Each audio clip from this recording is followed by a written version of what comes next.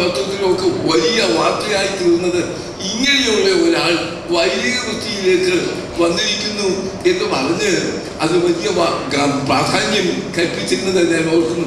ഏതാണ്ട് അതുപോലെയുള്ള ഒരു സംഭവമാണ് ചുങ്കക്കാരൻ മത്തായി നസ്രായനായ യേശുവിന്റെ ശിഷ്യനായി തീരുന്നത്. ഇതിന് സമാനമായിരിക്കുന്ന ഒരു വലിയ മാറ്റമായിട്ടാണ് ഞാൻ കാണുന്നത്. അതിൻ്റെ സന്തോഷം അയാൾക്ക് എന്തുമാത്രമെന്ന് പറഞ്ഞറിയിക്കുവാൻ പാടില്ല. യേശുവിനെ തന്നെ വിളി കേട്ടപ്പോൾ പിൻപറ്റുവാൻ കാരണം എന്താണ്? ഞാൻ അതിനെപ്പറ്റി ചിന്തിച്ചു. എൻ്റെ മനസ്സിൽ തോന്നിയത്, ഈ ആളിൻ്റെ ഹൃദയത്തിൽ പണമുണ്ട്, തനിക്ക് മറ്റ് എല്ലാവിധമായിരിക്കുന്ന കാര്യങ്ങളുണ്ടെങ്കിൽ ഒരു വലിയ അസ്വാസ്ഥ്യമുണ്ട്, തന്നെ എന്തോ മനസ്സിൽ സമാധാനമില്ലാത്ത അലട്ടുന്നൊന്നുണ്ട്, ഏതോ ആത്മീയമായിരിക്കുന്നതിനെ പറ്റിയൊരു ദാഹം, അന്തർദാഹമുണ്ട്. അത് ശമിപ്പിക്കുവാൻ ഇതൊന്നും പര്യാപ്തമല്ല. എന്തുകൊണ്ടാണ് ഇവിടെ പലരും വരുന്നത്, ഈ പരിമലേക്ക് എത്തിച്ചേരുന്നെന്ന് ചോദിച്ചാൽ ഒരു അന്തർദാഹമുണ്ട്, ആത്മീയമായ ഒരു ദാഹമുണ്ട്, എന്തിൻ്റെ ഒരു കുറവുണ്ട്, എന്തോ ഒരു അപര്യാപ്തത, എല്ലാം പക്ഷെ ഒന്നുമില്ലാത്തൊരു അനുഭവം. എന്നാൽ അത് എങ്ങനെ ഒന്ന് കണ്ടെത്തുവാൻ കഴിയും? എങ്ങനെ ഈ സമാധാനത്തിൻ്റെയും സ്വസ്ഥതയുടെയും ശാന്തിയുടെയും അനുഭവത്തിലേക്കൊന്ന് വരുവാൻ സാധിക്കും? മനസ്സ് ഒന്ന് അടങ്ങിക്കിട്ടുവാൻ എന്താ മാർഗം? അത് ദേശിച്ചായത്തിലേക്ക് പലരും വരുന്നത് 2-3 ദിവസം താമസിക്കുന്നു. അസ്വസ്ഥമായ മനസ്സോടുകൂടി ഇവിടെ വന്നെത്തിയിട്ട് പ്രാർത്ഥനയുടെയും ജാഗരണത്തിൻ്റെയും നോമ്പിൻ്റെയും മധ്യസ്ഥ പ്രാർത്ഥനയുടെയും അനുഭവത്തിൽ 2-3 ദിവസം കഴിഞ്ഞ് മടങ്ങിപ്പോകുമ്പോൾ അവർക്ക് എന്തോ ഒന്ന് കിട്ടുന്നു. അപ്പൊ ഇവിടേക്ക് വരുന്നവർ ഏറെ പലരും എങ്ങനെയുള്ളവർ എന്ന് ചോദിച്ചാൽ മാനസികമായ സംഘർഷമുള്ളവരും, അസ്വാസ്ഥ്യത്തിൽ കഴിയുന്നവര്, കുടുംബത്തിന്റെ പ്രശ്നത്തിൽ കൂടി ഉലരുന്നവര്, മക്കളെ കുറിച്ചുള്ള ഉത്കണ്ഠയിൽ കഴിയുന്നവര്, തന്റെ ജീവിതത്തിൽ തന്നെ ചില രോഗങ്ങളുടെ കടന്നാക്രമണത്തിൽ കൂടി വിഷാദത്തിൽ എത്തിച്ചേർന്നിരിക്കുന്നവര്, ഇങ്ങനെയുള്ള പലരുമാണ് ഇവിടെ കടന്നു എന്ന് പറഞ്ഞതുപോലെ അയാൾ ഇങ്ങനെ ഉത്കണ്ഠയോടെ കാത്തിരിക്കുന്ന ദിവസങ്ങളായിരുന്നിരിക്കണം. അപ്പോഴാണ് നസ്രായനായ യേശു തന്റെ അടുക്കലേക്ക് കടന്നു വരുന്നത്. യേശുവിനെ പറ്റി കേട്ടിട്ടുണ്ട്.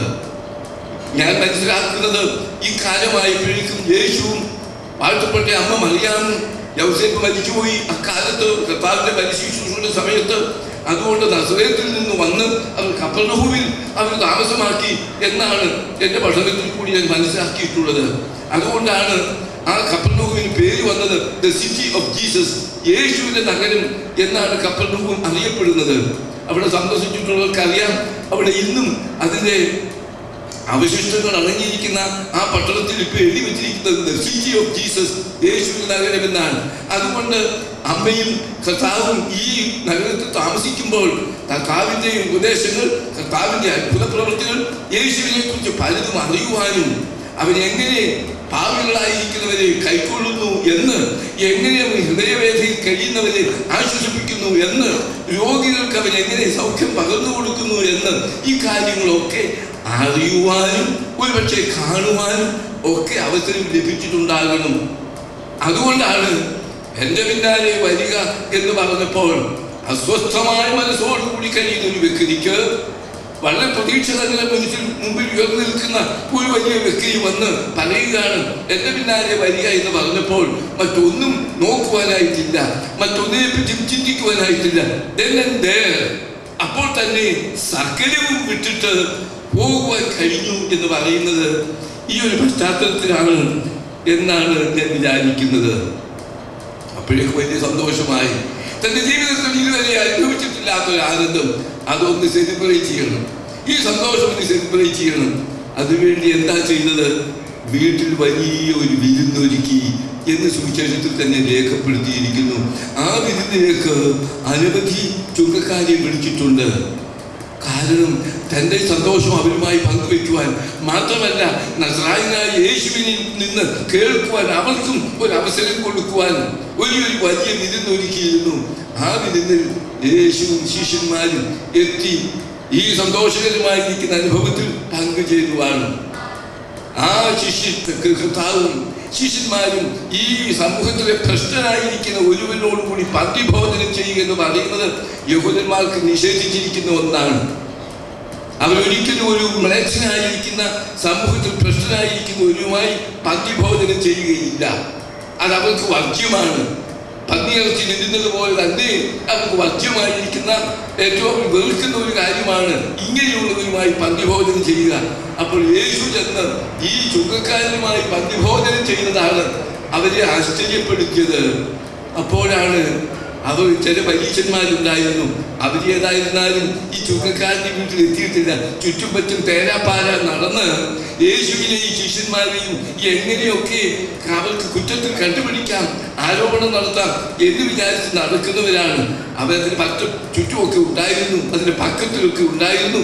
അവര് ഈ കുറ്റം കണ്ടുപിടിച്ചിട്ട് ശിഷ്യന്മാരോട് ചോദിക്കുന്നു, നിങ്ങൾ ഭാവികളോട് കൂടി ഭക്ഷിച്ച് പാനം ചെയ്യുന്നത് എന്ത് എന്ന്. യേശുവിനോട് നേരിട്ട് ചോദിക്കുവാനുള്ള ചങ്കൂറ്റമില്ല. യേശുവിനോട് നേരിട്ട് ഈ സംശയം തീർക്കുവാൻ അവർ വരുന്നില്ല. ശിഷ്യന്മാരെ വിളിച്ചിട്ട് അവരോടാ ചോദിക്കുന്നത്, നിങ്ങൾ കർത്താവിനെ ഉൾപ്പെടുത്തിക്കൊണ്ടാണ് ചുങ്കക്കാരോടും പാപികളോടും കൂടി ഭക്ഷിച്ച് പാനം ചെയ്യുന്നത് ശരിയോ എന്ന് ചോദിക്കുന്നു. ശിഷ്യന്മാർ ഉത്തരം കൊടുക്കേണ്ടി വന്നില്ല. കർത്താവ് മനസ്സിലാക്കി ഈ ചോദ്യം കർത്താവിൻ്റെ മുമ്പിൽ തന്നോട് നേരിട്ടാണെന്ന് മനസ്സിലാക്കിയിട്ട് കർത്താവ് പറയുന്ന വാക്കുകൾ നമുക്ക് ശ്രദ്ധേയമാണ്, ആശ്വാസം നൽകുന്നതാണ്, പ്രത്യാശ ഉണർത്തുന്നതാണ്. എന്താ വാക്കുകൾ പറഞ്ഞത്? ദീനക്കാർക്കല്ലാതെ സൗഖ്യമുള്ളവർക്ക് വൈദ്യനെ കൊണ്ട് ആവശ്യമില്ല. പിന്നെ പറയുന്നു, ഞാൻ നീതിമാന്മാരെ അല്ല പാപികളെ അത്ര മാനസാന്തരത്തിന് വിളിക്കാൻ വന്നിരിക്കുന്നത്. അതിനോട് ചേർന്നൊരു വാക്യം കൂടി പഴയ നിയമത്തിൽ നിന്ന്, യാഗത്തിലല്ല കരുണയിലത്രേ ഞാൻ പ്രസാദിക്കുന്നു എന്ന് ഹോശിയ പ്രവാചകന്റെ പുസ്തകത്തിലുള്ളത് 6-ാം അധ്യായം 6-ാമത്തെ വാക്യം ഹോശിയ പ്രവാചകനിൽ നിന്നും കൂടി ഉദ്ധരിച്ചുകൊണ്ടാണ് തന്റെ നിലപാടിനെ വ്യക്തമാക്കുന്നത്. എന്ത്?